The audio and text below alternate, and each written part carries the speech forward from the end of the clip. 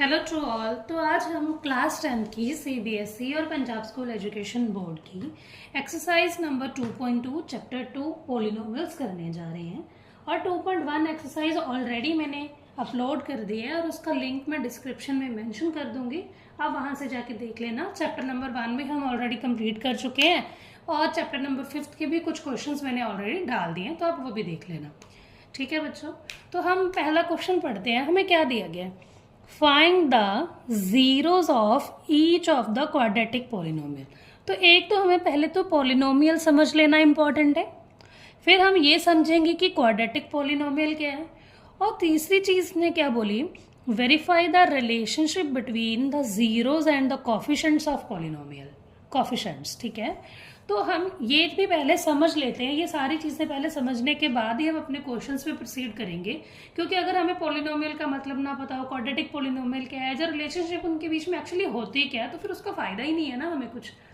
तो बच्चों, पोलिनोमियल्स होता क्या है? पोलिनोमियल एक ऐसा फ्रैक्शन है, पोलिनोमियल की डेफिनेशन लिख रही हूँ, आप चाहो तो साथ साथ नोट कर लो, और एंड पे मैं 2-3 सेकंड के लिए रुक जाऊंगी। जब इस पेज को चेंज करने लगेंगे तो आप स्क्रीनशॉट ले लेना। तो पोलिनोमियल्स की डेफिनेशन क्या है? इट इज एन एक्सप्रेशन, ये एक ऐसा एक्सप्रेशन होता है बेटा जिसमें क्या होता है, दैट कंबाइन, क्या कंबाइन करेगा ये? इसमें वेरिएबल्स भी होते हैं। ओके, वेरिएबल्स आप समझते हो ना, जैसे हम इसमें जो भी अल्फाबेट्स यूज करते हैं मैथ में, ए बी सी वगैरह, जो भी जितने भी वेरिएबल्स हम काउंट करते हैं वो सब आते हैं इसमें। ठीक है, तो नेक्स्ट और क्या आएगा इसमें? वेरिएबल्स आएंगे, फिर उसके बाद इसमें आते हैं कॉन्स्टेंट्स, मतलब नंबर्स भी आते हैं डायरेक्ट। ठीक है, कॉन्स्टेंट्स और एक्सपोनेंट्स। एक्सपोनेंट्स क्या होते हैं बच्चा?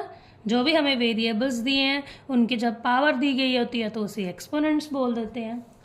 फिर इनके बीच में क्या होता है? मैथमेटिकल ऑपरेशन यूज किए जाते हैं, यूजिंग मैथमेटिकल ऑपरेशंस। अब मैथमेटिकल ऑपरेशंस बताने की जरूरत तो नहीं है। क्या होते हैं मैथमेटिकल ऑपरेशंस? एडिशन हो सकता है, ओके, सब्ट्रैक्शन हो सकता है, मल्टीप्लिकेशन हो सकता है और डिवीजन हो सकता है। ठीक है, तो इसे पोलिनोमियल बोलते हैं कि ऐसा एक्सप्रेशन जिसमें क्या वेरिएबल्स भी हो, कांस्टेंट्स भी हो, एक्सपोनेंट्स भी हो एंड मैथमेटिकल ऑपरेशंस भी हो। ठीक है, तो अब दूसरी बात हम समझते हैं, पोलिनोमियल को ना एक्चुअली बच्चा 2 वर्ड से मिलके बनाया जाता है, पोली प्लस नोमियल। पोली का मतलब क्या होता है पता होगा आपको? मैनी। और नोमियल का मतलब होता है टर्म्स। तो पोलिनोमियल क्या है? एक ऐसा एक्सप्रेशन है जिसमें बहुत सारी टर्म्स होती हैं, मैथमेटिकल ऑपरेशन यूज करके उन्हें क्या किया जाता है? कंबाइन किया जाता है।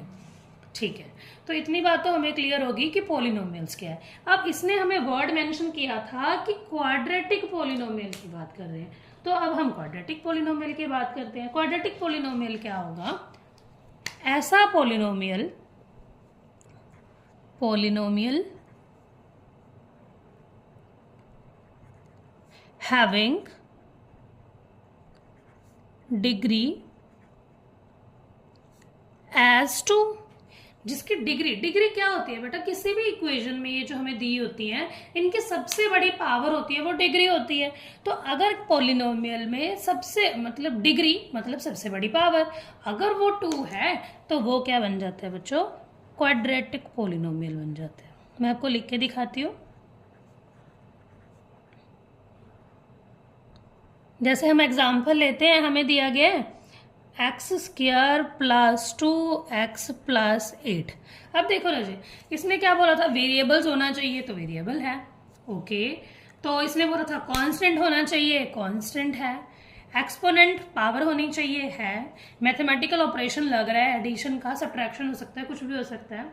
ठीक है, और क्या होना चाहिए? अब हमने दूसरी कंडीशन थी क्वाड्रेटिक पोलिनोमियल होने के लिए, तो डिग्री कितनी होनी चाहिए? 2 होनी चाहिए। तो x की मैक्सिमम पावर यहाँ पे 2 ही है, तो ये बन गया हमारा क्वाड्रेटिक पोलिनोमियल। ठीक है, अब हम नेक्स्ट कंसेप्ट पे चलते हैं। नेक्स्ट कंसेप्ट हमें यहाँ पे पूछा गया था, verify the relationship between the zeros and the coefficients of the polynomial. अब हम इनकी रिलेशनशिप की बात करते हैं। तो इसको कैसे वेरीफाई करेंगे? देखो बच्चों, ये जो हमारे पास क्वाड्रेटिक पोलिनोमियल की स्टैंडर्ड इक्वेशन होती है, ये होती है हमारे पास ax² plus bx plus c। और जैसे कि हमने अभी पढ़ा क्वाड्रेटिक पोलिनोमियल है जिसकी डिग्री 2 है, तो बच्चा किसी भी पोलिनोमियल की अगर डिग्री 2 है, 3 है, जितनी भी होगी, उसकी जितनी डिग्री होंगी उतनी उसकी जीरोज होंगी। जीरोज मीन को से उसकी वैल्यूज होंगी। वैल्यूज किसकी? जो उसमें वेरिएबल है। वेरिएबल क्या है यहाँ पे? x। तो जब ऐसे क्वाड्रेटिक पोलिनोमियल को सॉल्व किया जाता तो बेटा वहां से हमें 2 जीरोज या 2 वैल्यूज मिलती हैं। अब ये 2 जीरोज या 2 वैल्यूज को हम क्या मान लेते हैं? आप कुछ भी मान सकते हो, जैसे हमने इनको मान लिया अल्फा और बीटा। ठीक है बच्चों, तो ये तो हो गया कि जीरोस को हमने, इन्होंने बोला था ना जीरोस के बीच में और कोफिशिएंट्स के बीच में रिलेशन बताना है, तो जीरोस क्या होती हैं? अल्फा और बीटा मान ली हमने। अब रिलेशन की बात आती है। रिलेशन क्या है इनके बीच में? इनके बीच में रिलेशन ऐसे रिप्रेजेंट करते हैं कि sum of zeros is equal to minus coefficient of x upon coefficient of x square. अब देखो सम ऑफ जीरोस तो अल्फा प्लस बीटा, ठीक है। सम ऑफ जीरोस का मतलब तो यही हुआ कि alpha plus beta equal to minus coefficient of x की बात कर रहे हैं बच्चों। कोएफिशिएंट ऑफ x आप यहाँ पे देख पा रहे हो क्या है? b upon coefficient of x square की बात करेंगे तो कोएफिशिएंट ऑफ x स्क्वायर क्या है हमारे पास? a। तो ये आ गया हमारा सम ऑफ जीरोस। समझ गए? तो नेक्स्ट चलते हैं हम। अब चलते हैं प्रोडक्ट ऑफ जीरोस पे। प्रोडक्ट ऑफ जीरोस, अब इसको कैसे लिखते हैं? इसमें लिखते हैं बच्चा कांस्टेंट टर्म, वही क्वाड्रेटिक पोलिनोमियल से ही लेनी है। कांस्टेंट टर्म बच्चा वो हो जाएगी जिसके साथ वेरिएबल नहीं होगा, दैट्स ऑल। तो नीचे लिखेंगे हम कोएफिशिएंट ऑफ x स्क्वायर। तो इसको कैसे लिखेंगे? अब इसने बोला प्रोडक्ट ऑफ जीरोस। जीरोस क्या है हमारे पास?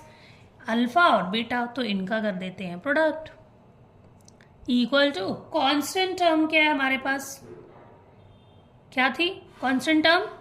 c upon coefficient of x square क्या है? कांस्टेंट टर्म ये थी देखो c, और कोएफिशिएंट ऑफ x स्क्वायर क्या है? a।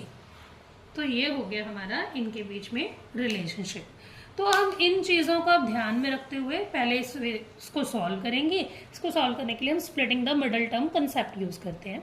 चलो हम क्वेश्चन सॉल्व करते हैं हम लोग। तो इसका फर्स्ट क्वेश्चन हमें कुछ इस तरह से दिया गया था बच्चों, x square minus 2x minus 8। तो हमें सबसे पहले क्या करना है? इस पे इसकी जीरोज निकालनी है। तो जीरोज निकालने के लिए यहाँ पे हम स्प्लिटिंग द मिडल टर्म्स का कंसेप्ट यूज करेंगे। Splitting the middle terms. Splitting the middle terms concept है क्या कि हमें मिडल टर्म को इस तरह से स्प्लिट करना है कि यहाँ पे जो नंबर कांस्टेंट टर्म दी हुई है हमें वो आ जाए उनको मल्टीप्लाई करके। ठीक है, तो हम देखते हैं इसको कैसे सॉल्व कर सकते हैं। हमने क्या देखा कि हमेशा ये भी मेक श्योर करना कि यहाँ पे जो कोफिशिएंट है वो 1 हो। ठीक है, तो यहाँ पे कोफिशिएंट कुछ नहीं है तो 1 है, इतना तो स्टैंडर्ड है हमारे पास, हमें पता भी है।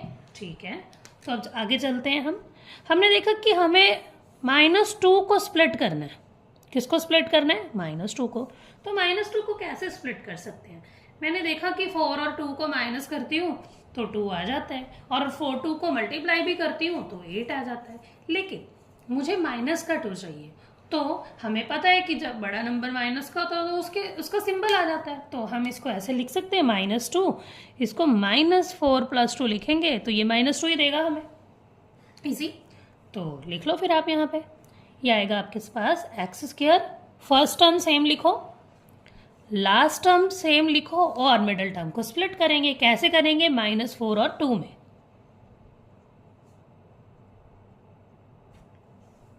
ठीक है, तो फिर इसको क्या है 2 पार्ट्स में ऐसे डिवाइड कर लो। अब ये एक्स स्क्वायर माइनस 4x है, इनमें से क्या कॉमन आ रहा है, x कॉमन आ रहा है, तो x रेज टू पावर 2 था, एक x मैंने बाहर निकाला तो एक अंदर रह गया, माइनस 4x है। अगेन x मैंने क्या है, यहाँ से तो कॉमन ही निकाल रखा है, तो क्या बचा, 4 बचा, प्लस अब ये हमारे पास 2x माइनस 8 है। अब इनमें से क्या कॉमन निकाल सकती हूँ मैं, मुझे पता है दोनों 2 के टेबल पर डिविजिबल है, तो मैं दोनों में से 2 कॉमन निकाल, यहाँ से क्या बचा, x बचा, और 8 2 के टेबल पे कितने पे आता है, 4 पे आता है। अच्छा, ये जब ये ब्रैकेट आप लोगों की सेम बन जाएगी ना, तो ये हमें वेरीफाई करती है कि जो हम कर रहे हैं वो सही कर रहे हैं, हमारा कंसेप्ट जो है वो सही चल रहा है। ठीक है, तो अब हमारे पास अगेन इसको 2 पार्ट्स में डिवाइड करो, तो आप देख रहे हो कि इस साइड भी x माइनस 4 है, इस साइड भी x माइनस 4 है, तो हम उसे कॉमन निकालते हैं। जब वो कॉमन निकाला तो इस साइड से x बचा और इस साइड से प्लस 2 बचा। ठीक है, फिर दोनों को हम 1 बाय 1 क्या करेंगे, 0 के इक्वल कर लेंगे। जब इसको 0 के इक्वल करा बच्चों, तो 0 माइनस का 4 प्लस का 4 हो गया, और प्लस का 2 माइनस का 2 हो गया।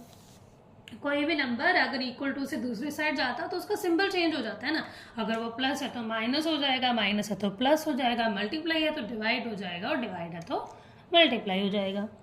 तो 0 प्लस 4 4 होता है, 0 माइनस 2 माइनस 2 होता है। ठीक है, तो हमारे पास ये जीरोस आ गई। बच्चा हमने अभी रिलेशनशिप वाला जब कंसेप्ट पढ़ा था, हमने क्या पढ़ा था वहाँ पे कि ये पहली वैल्यू को हम अल्फा मानेंगे और दूसरी वैल्यू को बीटा मानेंगे, तो हम डायरेक्ट यहाँ पे लिखें x इक्वल टू हमारे पास आया 4 माइनस 2 और alpha equal to 4 and beta equal to minus 2। ठीक है, और स्टैंडर्ड इक्वेशन हमारे पास क्या थी, ax square plus bx plus c, यही थी। तो इनको कंपेयर करो, एक्स स्क्वायर का कोफिशिएंट यहाँ पे a है और एक्स स्क्वायर का कोफिशिएंट यहाँ पे कुछ नहीं है तो 1 है, तो a की वैल्यू कितनी आई हमारे पास, a की वैल्यू आई 1। और फिर दूसरा देखो, यहाँ पे x का कोफिशिएंट b है और यहाँ पे x का कोफिशिएंट माइनस 2 है, तो b की वैल्यू कितनी आई हमारे पास, माइनस 2। और बात रही अब c की, कांस्टेंट टर्म यहाँ पे क्या है, माइनस का 8। तो हम अब इनके रिलेशनशिप फाइंड करने पे चलते हैं। आपको वही सारा कंसेप्ट लिखना होगा, sum of zeros equal to minus coefficient of x upon coefficient of x square. तो मैं डायरेक्ट यहाँ पे लिख रही हूँ, सम ऑफ जीरोस को मैंने अल्फा प्लस बीटा लिखा था, किसके बराबर था वो, माइनस अपॉन बी अपॉन ए के। अल्फा की वैल्यू मेरे पास कितनी है, 4 है, बीटा की वैल्यू मेरे पास माइनस 2 है, b की वैल्यू मेरे पास माइनस 2 है, ये माइनस एज इट इज़ लिखा, और a की वैल्यू मेरे पास 1 है। तो 4 प्लस माइनस माइनस, ये माइनस से माइनस कैंसिल हो जाएगा, तो 4 minus 2 equal to 2।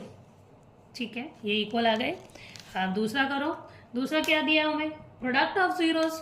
Product of zeros क्या था, यहाँ पे आप थोड़ा एरो लगा के दिखा देना, समझ आ जाएगा। ये क्या दिया है, alpha into beta equal to c upon a होता है। अल्फा की वैल्यू कितनी है हमारे पास, 4 है, और बीटा की वैल्यू हमारे पास माइनस 2 है। ये आप याद भी रखना, कभी भी कोई चीज़ मल्टीप्लाई में लिखनी हो और वो माइनस में हो ना, तो ऑलवेज उसको ब्रैकेट में ही रखो। समटाइम्स क्या करते हैं ना बच्चे, ऐसा लिख के साथ में ऐसा डाल के ऐसे डाल देते हैं, तो वो थोड़ा कन्फ्यूजिंग हो जाता है। जब समटाइम ऐसे डाल देते हैं, तो आप ब्रैकेट में रखोगे तो ज़्यादा बेटर रहता है। ठीक है, तो सी की वैल्यू कितनी है हमारे पास, कांस्टेंट टर्म माइनस 8, और ए की वैल्यू है हमारे पास 1, तो 4 इंटू माइनस 2 क्या होता है, माइनस 8, और यहाँ पे तो है ही माइनस 8। तो ये हमारी क्या हो गई, sum of zeros and coefficient of zeros क्या है, वेरीफाई हो गया। ठीक है, तो नेक्स्ट क्वेश्चन करते हैं अब हम लोग। तो बच्चों हमारे पास इसका अगला क्वेश्चन है 4s square minus 4s plus 1।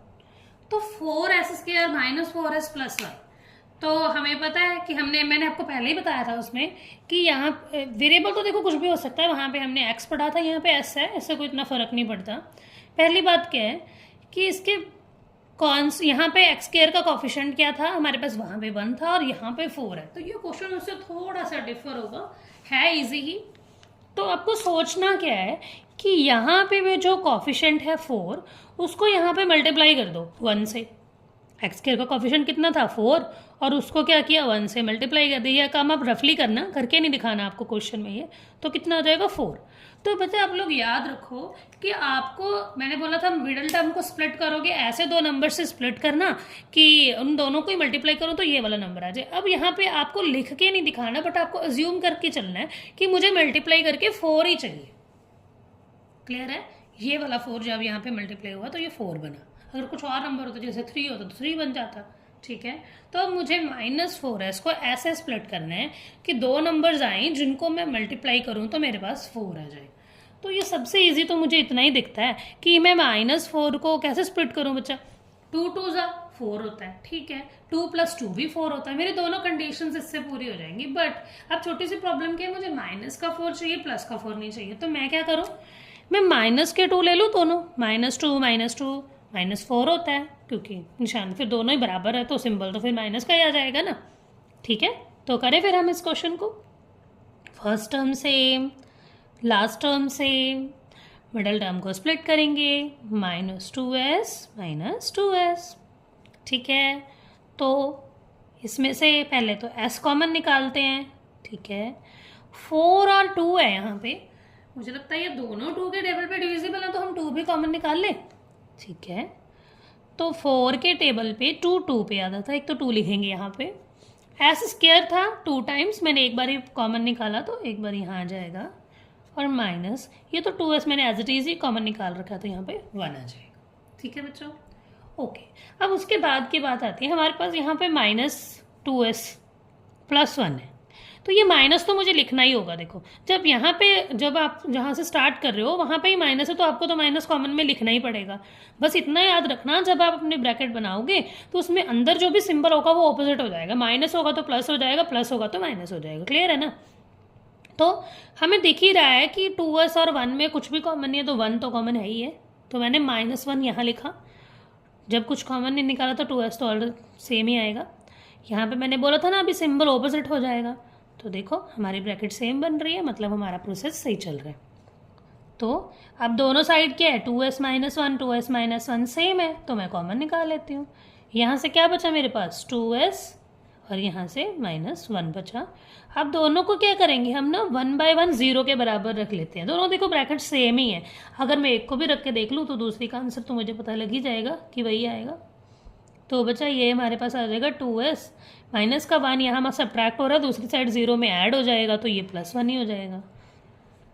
2 यहाँ पे क्या हो रहा है, मल्टीप्लाई हो रहा है, तो वहाँ जाके डिवाइड होगा, तो हमारे पास s की वैल्यू क्या आ जाएगी 1/2 आ जाएगी। तो दूसरी बारी सॉल्व करोगे तो वहाँ पे भी वैल्यू 1/2 ही आएगी, क्योंकि सेम है दोनों ब्रैकेट्स। इतनी बात क्लियर है?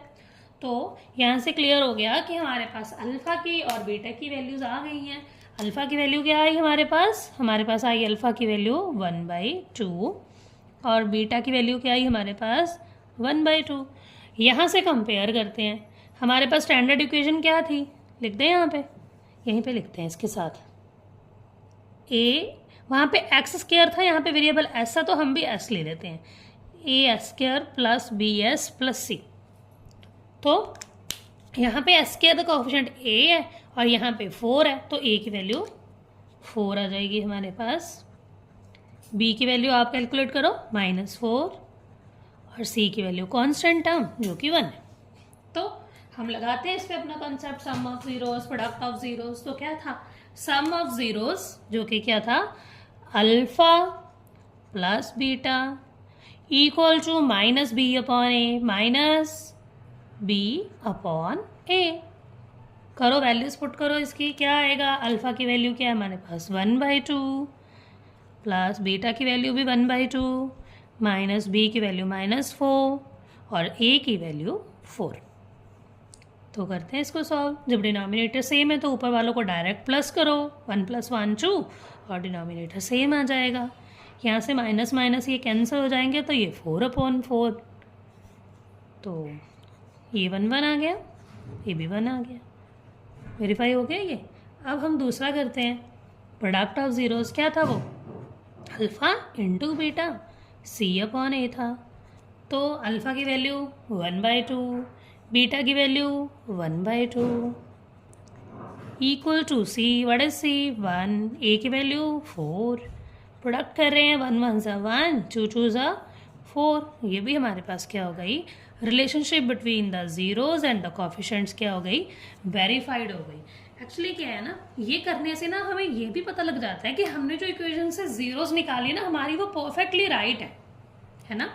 तो इसका थर्ड क्वेश्चन देखो, मैं जस्ट आपको इक्वेशन के बारे में कुछ समझा देती हूँ, आप खुद से सॉल्व करके देखना उसको, क्योंकि उसमें इतना कुछ टफ है नहीं है।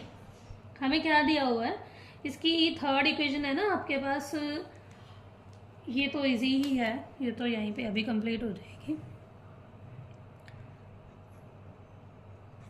क्या दी हुई है थर्ड इक्वेशन आपको, t² माइनस 15 दी गई।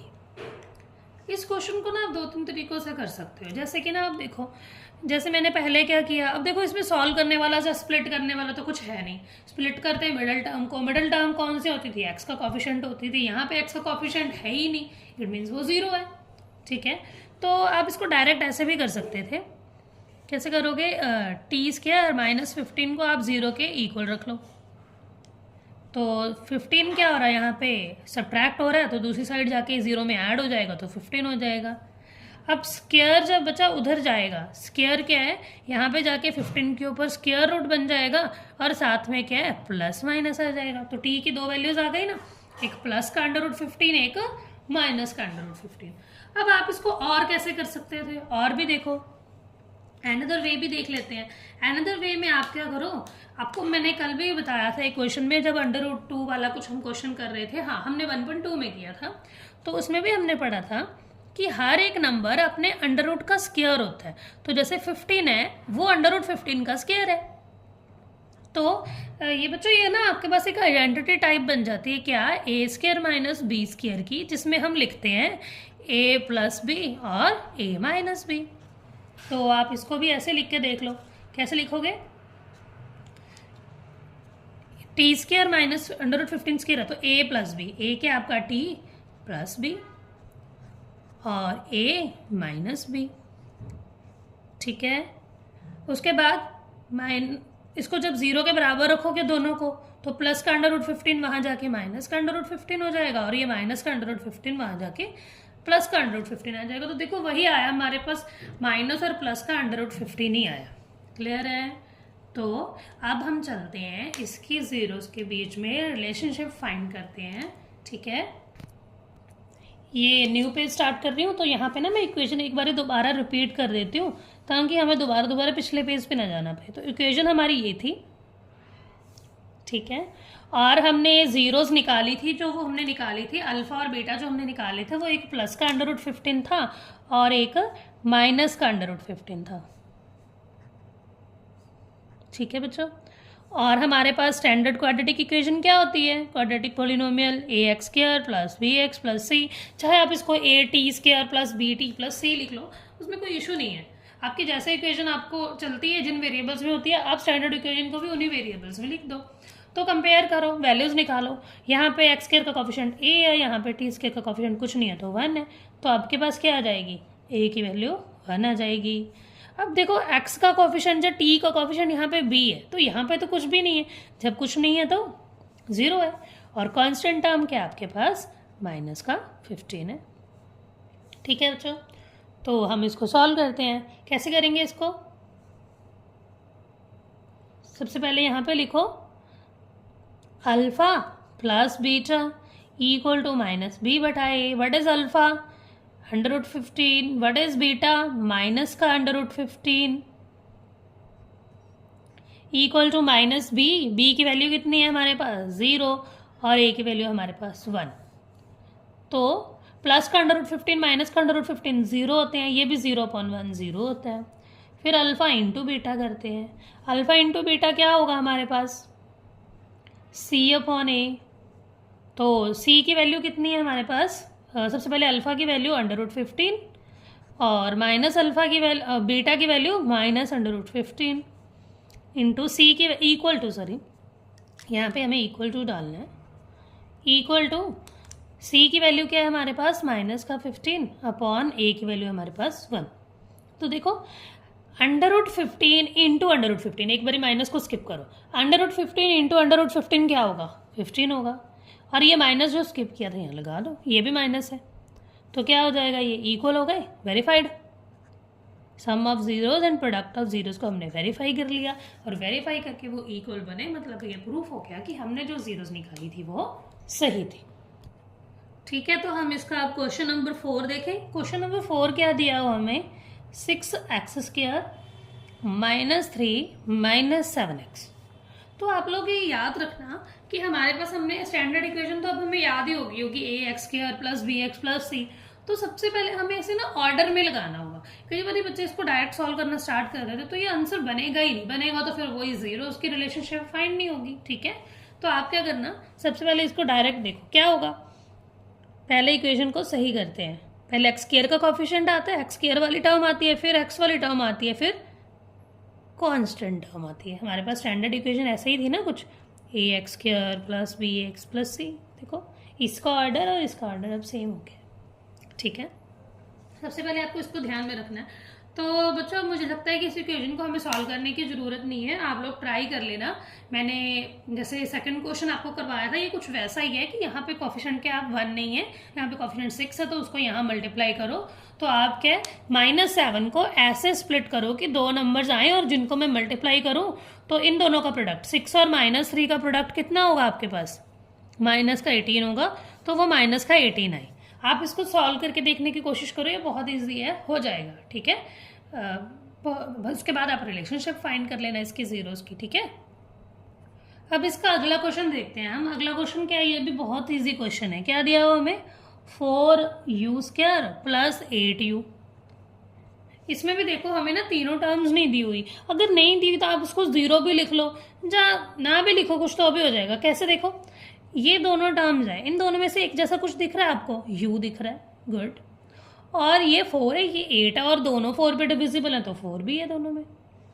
देखो यहाँ से 4 कॉमन गया, u⁻² था, एक मैंने u बाहर निकाला तो एक अंदर आया, प्लस u तो ऑलरेडी कॉमन निकाला हुआ है, 4 के टेबल पे 8 2 पे आता है। तो देखो हमारे पास 2 टर्म्स बन गई ना, जिनको हम 0 के इक्वेट कर सकते हैं। तो पहले हम क्या करेंगे, 4u = 0 कर लेंगे, फिर हम u + 2 = 0 कर लेंगे। 4 यहाँ मल्टीप्लाई हो रहा तो वहाँ जाके डिवाइड होगा, और ये +2 वहाँ जाके -2 हो जाएगा। डायरेक्ट आपको पता ही लग रहा होगा, यहाँ से आपके पास वैल्यू 0 आई है और यहाँ से -2 आई है। ठीक है, तो अब हम क्या है, जीरोस की रिलेशनशिप फाइंड करने की तरफ चलते हैं। जीरोस की रिलेशनशिप कैसे फाइंड करेंगे, पहले हम देखते हैं अल्फा की वैल्यू 0, बीटा की वैल्यू -2, और यहाँ से इक्वेशन को कंपेयर करो ax² + bx + c से। तो a की वैल्यू कितनी आएगी, 4 आएगी ना, स्क्वायर वाला कोफिशिएंट, और x वाला कोफिशिएंट या u वाला कोफिशिएंट क्या हो गया, 8 हो गया, और कांस्टेंट टर्म कुछ नहीं है तो 0 है। फटाफट वैल्यूज पुट करते हैं। क्या थी हमारे पास वैल्यूज, हमने क्या देखा था, वो अल्फा + बीटा देखा था ना। तो अल्फा + बीटा देखो, अल्फा + बीटा = -b/a।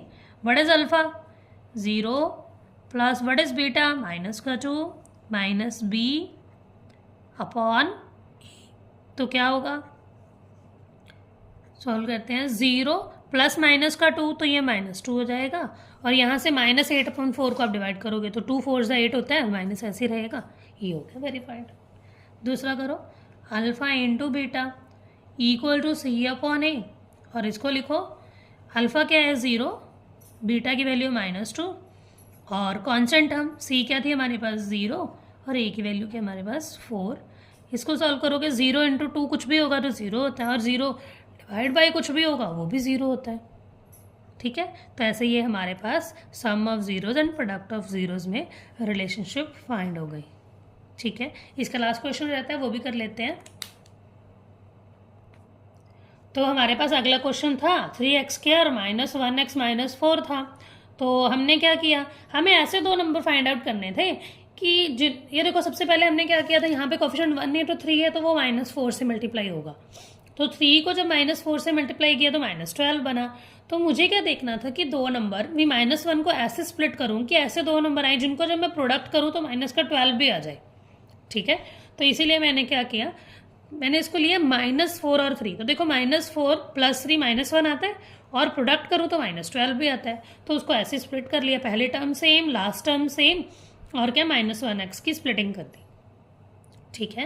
उसके बाद इन दोनों साइड से x कॉमन निकाला, यहाँ से 3x माइनस 4 बचा, क्योंकि x तो कॉमन निकाल लिया। यहाँ से कुछ भी कॉमन नहीं है तो 1 कॉमन है, ये सेम आ गया। फिर दोनों साइड से कॉमन ब्रैकेट क्या थी, 3x माइनस 4 ही थी, वो कॉमन निकाली, यहाँ से x बचा और यहाँ से 1 बचा। तो पहले इसको 0 के बराबर रखा, फिर इसको 0 के बराबर रखेंगे, तो माइनस का 4 वहाँ जाके प्लस का 4 और 3 डिवाइड में आ जाएगा और यहाँ से वैल्यू -1 आ जाएगी। तो हमारे पास अल्फ़ा क्या आया, 4/3 और बीटा आया -1। Standard quadratic equation ax² plus bx plus c होती है, और a की वैल्यू यहाँ से 3 आ गई, b की वैल्यू यहाँ से -1 आ गई और c की वैल्यू यहाँ से -4 आ गई। तो अब हम relationship between zeros and coefficient करते हैं। क्या होता है वो, अल्फ़ा प्लस बीटा क्या होगा, -b/a। अल्फ़ा क्या है 4/3, बीटा क्या है -1 इक्वल टू -b की वैल्यू -1/a की वैल्यू 3।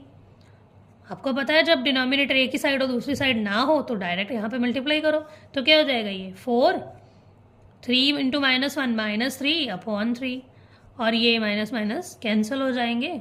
तो हमारे पास इसका आएगा 4 - 3 क्या होता है 1/3, और यहाँ भी 1/3 दिया हुआ इक्वल में। दूसरा, प्रोडक्ट ऑफ जीरोस किसके बराबर होगा, c/a। क्या है अल्फ़ा की वैल्यू 4/3, बीटा की वैल्यू -1 इक्वल टू c की वैल्यू है हमारे पास -4 और a की वैल्यू क्या है हमारे पास 3। तो 4/3 को -1 से मल्टीप्लाई करना है, इट मीन्स -4/3 और ये भी -4/3 है। तो ये एक्सरसाइज हमारी यहाँ पे इसका फर्स्ट पार्ट कंप्लीट हो चुका है। सेकंड पार्ट हम अगली वीडियो में कर लेंगे। आप तब तक ये क्वेश्चन सॉल्व करना, और आपको एग्जाम्पलर में या RD शर्मा में और इसके साथ के बहुत ज़्यादा क्वेश्चंस मिलेंगे, आप उनको सॉल्व करके कमेंट सेक्शन में अपने डाउट्स भी पूछ सकते हो। Thank you, do like share and subscribe. मिलेंगे अगली वीडियो में, अगले क्वेश्चंस करेंगे। Thank you.